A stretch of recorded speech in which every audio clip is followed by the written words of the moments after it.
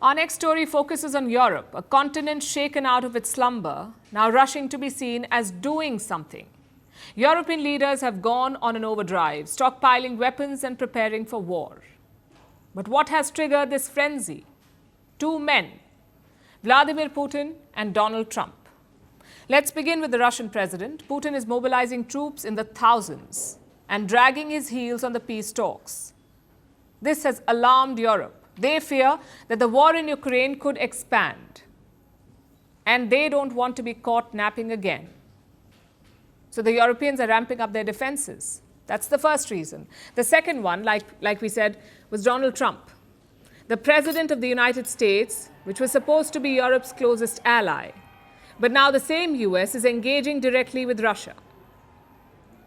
And Europe is worried about being sidelined here. What's worse, Trump has threatened to pull out of NATO. He says American protection comes at a price, and he calls the Europeans freeloaders. He said this in his last term too. And he pushed NATO allies to spend more on defense, at least 2% of their GDP. That's the minimum requirement for all NATO members to spend on defense, 2% of their GDP, but most did not do it. And they got a talking to from Trump. Now he's back in office, and he has raised the bar to 5%. Anyone spending less than that is bad NATO. At this point, that's all of Europe. Fun fact, the US itself does not spend 5%. But that's Donald Trump for you. And his threats have worked.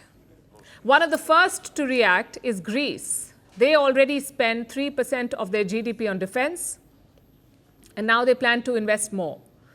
Greece has allocated $28 billion for new weapons. This will be spent over a decade. It includes a missile defense shield like the Iron Dome in Israel. Greece wants to call it the Achilles shield, after their most famous war hero in Greek mythology. And what will the shield do? Protect Greece against drone and missile attacks. The Greek Prime Minister was in Israel last week. His name is Kyriakos Mitsotakis. He met Israeli Prime Minister Benjamin Netanyahu.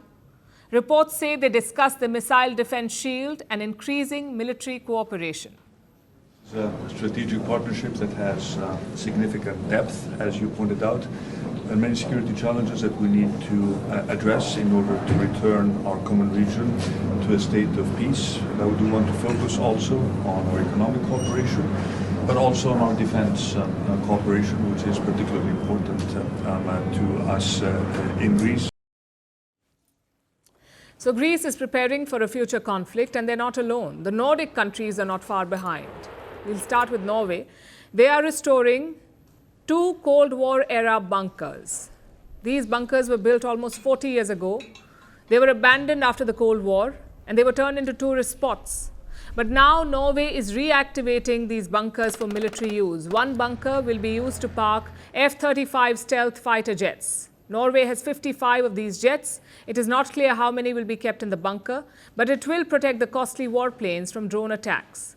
The other facility is a naval base buried in a mountain. It's an engineering marvel. It will house some of Norway's submarines. Again, we don't know the exact number, but this is what they plan to do. Then there's Sweden, Norway's neighbor and NATO's newest member. Sweden has deployed its fighter jets to Poland. These are the Gripen fighter jets. And this is a very significant move because this is the first time that Swedish jets have deployed beyond their own territory. This is a major shift in their doctrine. Sweden stayed neutral for nearly 200 years. 200 years. Then they joined NATO in March 2024. And now their jets are in Poland, flying along the border with Ukraine. This is quite a shift. Sweden's defense minister says it's a message to Russia. Listen to this. We share our reading when it comes to making sure that Russia can't be aggressive. We share the importance of having a strong transatlantic link and of keeping NATO strong. So Sweden is deploying jets beyond its airspace, and that too for the first time, and Norway is restoring its bunkers. Next on our list is Finland. They are doing 2 things. First, increasing their defense spending to 3%. Trump would certainly be happy about this. And second, retreating from the International Landmines Treaty. What does that mean?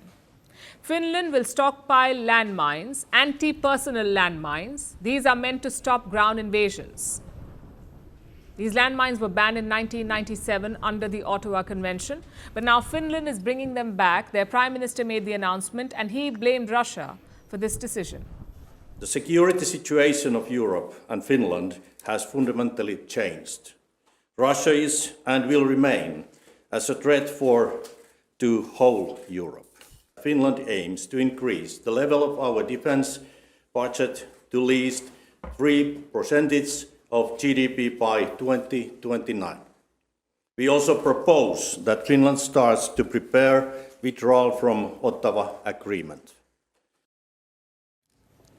Finland is not the only NATO member to exit the landmine treaty. Countries like Poland, Estonia, Latvia and Lithuania also withdrew last month from the same treaty. Do you know what these nations have in common? A border with Russia.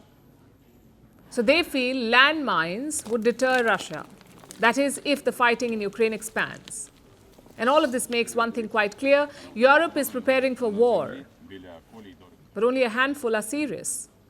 Some still fail to spend the minimum 2% on defense. Many don't have ammunition to last even a few days. Trump's threats have jolted them, but will it be enough for Europe to get its act together? Greeting you with aloha and namaste.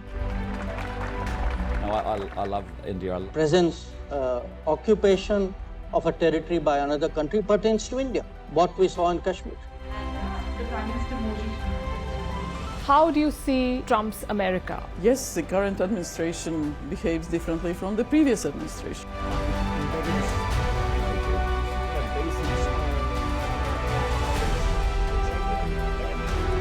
Are you saying that there are foreign powers who are trying to bring down the current government in Syria? Exactly. Bluntly, Iran, maybe Russia too.